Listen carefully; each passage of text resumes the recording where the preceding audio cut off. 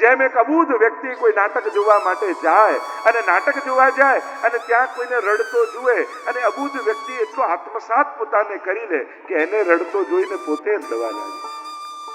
એમ પ્રભુ આપ પણ એવા નાટક કરો છો ને કે અમે પણ આપને સાધારણ મનુષ્ય માની લઈએ। લોકવત્તુ લીલા કૈવલ્યમ, એ રીતે નાટક કરો। કહેવાય છે નાટક જે ટકે નહીં એ જ નાટક। આપણે ભલે કહેતા હોય કે સિરિયલ, પણ એમાં રિયલ જેવું કાંઈ હોતું નથી, બધું ફેક જ હોય છે। કહેવાય સિરિયલ, ફેક જ છે। પ્રભુ અમે પણ જીવો એવા છીએ ને કે આપ એવી રીતે લીલા કરો। કશ્ચિત યતિતિ સિદ્ધે, ગીતાજીમાં ભગવાન કહે છે કરોડોમાં કોઈ એક મને ઈશ્વર તરીકે અનુભવી શકે, નહીં તો સાધારણ મનુષ્ય માની લે છે। ઘણી વાર કૃષ્ણ માટે ઘણી લોકો આ તો મહામાનવ છે, મહાપુરુષ છે, વિચારક છે ને અનેક પ્રકારની વાતો આપણે કૃષ્ણ માટે સમજીએ છીએ, સાંભળીએ છીએ। આધુનિક જેટલા વિચારક કોઈ આ લેખકો જુઓ તો ભગવાનને પણ મનુષ્ય તરીકે જ એને ચિત્રે છે। સૌથી પહેલા એ કોન્સેપ્ટ ક્લિયર થવો જોઈએ કે અહીંયા ભાગવતમાં કોઈ મહામાનવની કથા નથી, ભગવાનની કથા છે, ઈશ્વરની કથા છે। અને જ્યાં સુધી કૃષ્ણમાં ઈશ્વર બુદ્ધિ સ્થિત નહીં થાય ત્યાં સુધી ભગવાનની લીલાને પૂરો ન્યાય નહીં આપી શકે। કારણ કે ભગવાન અને જીવ બંનેમાં સૌથી મોટો ફરક એ છે, જીવ કર્મ કરે અને ભગવાન લીલા કરે।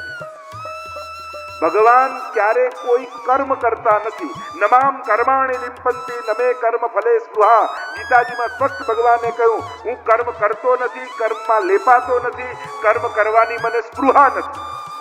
અને એટલા માટે એક સિદ્ધાંત કૃષ્ણ માટે સમજી લેવો નિતાંત આવશ્યક છે કે કર્મના સિદ્ધાંતોના ચશ્મા પહેરી ભગવાનની લીલાનું મૂલ્યાંકન કરવા જશો તો ખોટા પડશો। એ તો લીલા કરે છે, લીલાને કર્મમાં ફરક શું છે? જો જીવ કર્મ કરે એટલે એને કર્મ બંધન લાગે, કર્મના સિદ્ધાંત પ્રમાણે ફળ ભોગવવા પડે। ભગવાન લીલા કરે એટલે એમને લીલાના સિદ્ધાંતો લાગુ પડે, એ કર્મ કરતા જ નથી। જેમ કોઈ વિલનનો બહુ સારો રોલ નાટકમાં કરે તો એને સજા મળે કે એવોર્ડ મળે? અને એવોર્ડ મળે। એ જ કામ જે નાટકમાં કર્યું હોય બહાર જઈને ગામમાં કરે તો સજા મળે। તો ગામમાં કરવું એ કર્મ અને સ્ટેજ પર કરવું એ લીલા છે।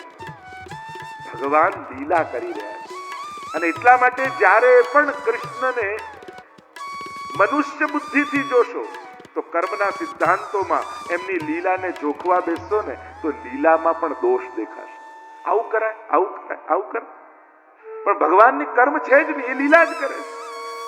અને એટલા માટે જે જીવ માટે નિંદનીય છે ભગવાન માટે એ જ સ્તુત્ય છે।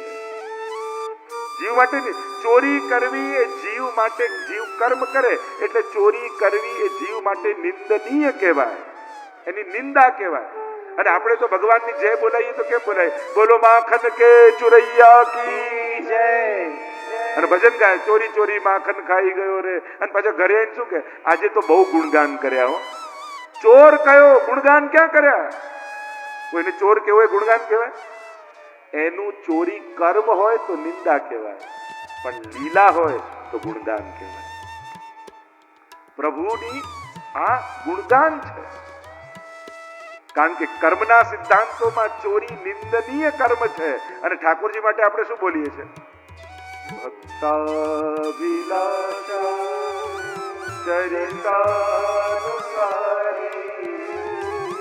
દુગ્ધાની ચૌરે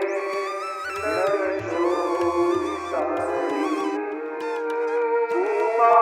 કુમારિકાનંદ ઘોષનાય પ્રભુ શ્રી ગિરિરાજધારી દુગ્ધાદિ ચૌર્યેણ યશો વિસારે। દુગ્ધાદિની ચોરી કરી ઠાકોરજીએ યશનો વિસ્તાર કર્યો। ચોરી કરીને યશ વધે કે ઘટે? આ લીલા છે એટલે વધે છે। કારણ કે ગોપીઓ જ્યારે દહીં વલોવતી હોય ને ત્યારે એના આંખમાં જળજળી આવી જાય કે પ્રભુ આ એક કુલ્લડમાં નીકળેલું માખણ અને તારા ઘરે રોજ 9 લાખ ગાયો દોહાય, દહીં દૂધ માખણના ભંડાર ભર્યા હોય, આ કુલ્લડમાં રહેલું માખણ તારા સુધી કેમ પહોંચાડવું? હૃદય ભરાઈ આવે ત્યારે ઠાકોરજી કહે તું મારે ત્યાં ન આવી શકે પણ હું તો તારા ઘરે આવી શકું ને। ભરે ને ગામના લોકો ચોર કે, પણ ચોર કેવડાઈને પણ તારા મનોરથ પૂરો કરીશ તો મારો યશ ઘટવાનો નથી, મારો યશ વધવાનો છે. દુગ્ધાદિ ચૌર્યેણ યશો વિશાળ. તો કર્મ અને લીલા આ બંનેનો ભેદ સમજવો જરૂરી છે. અનાયાસેન હર્ષાત ક્રિયમાણ ચેષ્ટા સલીલા. જે આનંદની અભિવ્યક્તિથી પ્રગટે એ લીલા કહેવાય, અને જે આનંદ મેળવવા માટે કરાય એને કર્મ કહેવાય. પ્રભુ પોતાના હૃદયમાં રહેલા આનંદને અભિવ્યક્ત કરે એ લીલા. તો અહીંયા જે ચર્ચા આપણે કરી રહ્યા છે, પ્રભુ આપ એ રીતે નાટક કરો કે અમારા જેવા સાધારણ લોકો એને સાચું માની લે. એક એક ઉપકારોને કુંતાજી પ્રભુની સન્મુખ ઉભા રહીને યાદ કરી રહ્યા છે. પ્રભુ ક્યાં ક્યાંથી આપે અમારી રક્ષા કરી છે. પ્રભુ પાસે ઉભા રહો ત્યારે કેવલ માંગણી લઈને જ નહીં, કેવલ ફરિયાદ લઈને નહીં, પણ પ્રભુએ જે આપ્યું છે ને એનો આભાર માનવા માટે જાય.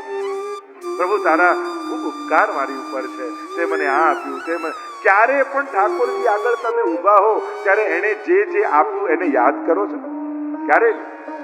જે એક વસ્તુ નથી મળી ને બસ એની ફરિયાદ કરવા જ આપણે જતા હોઈએ, પણ 99 વસ્તુ જે એને આપી છે એનો આભાર માનવા ક્યારે ગયા?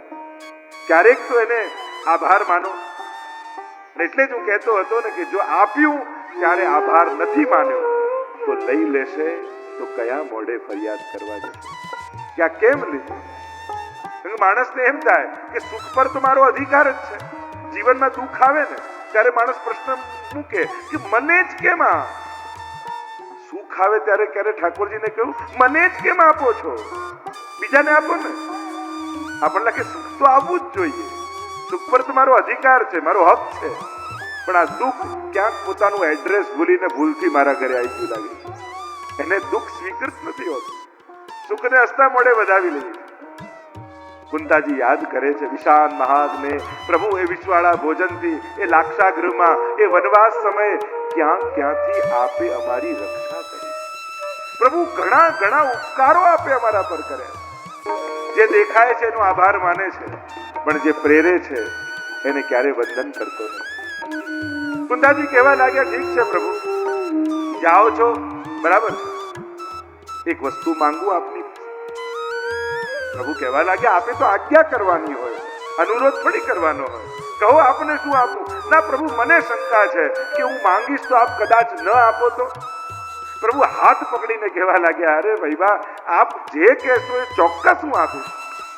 અને કુંતાજી બોલ્યા વિપદ સંતો નઃ સશ્વ તત્ર તત્ર જગદ્ગુરો ભવતો દર્શનમ વ્યક્ષ્યા અપુનર્ભવ દર્શનમ. પ્રભુએ હાથ ખેંચી લીધો. આ શું માંગો છો? कुंताजी कहने लगी प्रभु जीवन के पथ को विपत्तियों से भर दो. और प्रभु कहे आखी दुनिया मारी પાસે સુખ માંગે, આપ સંકટ કેમ માંગો છો? કુંતાજી કહેવા લાગ્યા જ્યારે સુખ આવ્યું તો હવે આપ છોડીને જવાની વાત કરો છો, સંકટ હતું ત્યારે આપ અમારી જોડે ને જોડે. પ્રભુ એક વસ્તુ સમજી લો, અમારા જેવા ભક્તો માટે આપની બાદબાકી કર્યા પછી આ સંસાર કોઈ સુખદાયક રહેતું નથી. જેમાં આપ નથી ત્યાં અમારું સુખ નથી. પ્રભુ ડગલે ને પગલે જીવનના માર્ગને સંકટોથી ભરી દો, કારણ કે સંકટમાં આપ અમારી સાથે હો છો. અને સંસારમાં તમે ગમે તેટલું ભેગું કરો એ બધું જ મીંડા જેવું જ છે, કારણ કે આગળ એકડો એ ઠાકોરજી. એકડો લાગે તો દરેક શૂન્યની કિંમત થઈ જાય. એકડો હટાવી દો તો પછી ગુણાકાર કરો, વત્તાકાર, ભાગાકાર કરો, એ શૂન્ય જ રહે.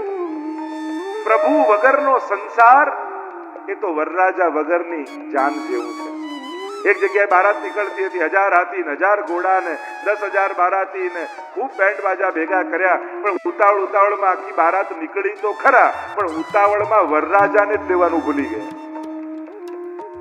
તો લોકો હાથીને હાર પહેરાવશે, ઘોડાને હાર પહેરાવશે, એ લોકો તો પાછા મોકલશે, જાઓ વરરાજા લાવો તો તમારું સ્વાગત થાય. એમ જ જીવનમાં બધું ભેગું કર્યું એ ભાર છે, જો ભગવાન નથી તે બધું જ ભાર. અને જેટલો ભાર બાંધીને કૂદશો સાગરમાં તો વહેલા ડૂબી જશો. આ ભવસાગરમાં ડૂબવાની સંભાવનાઓ વધી જશે. પ્રભુને ધરી દેશો તો બધું જ ઉદ્ધારક બની જશે. પ્રભુ સંકટ એટલા માટે માંગુ છું કારણ કે જીવનમાં સુખ આવે ને તો સંસાર વધી જાય.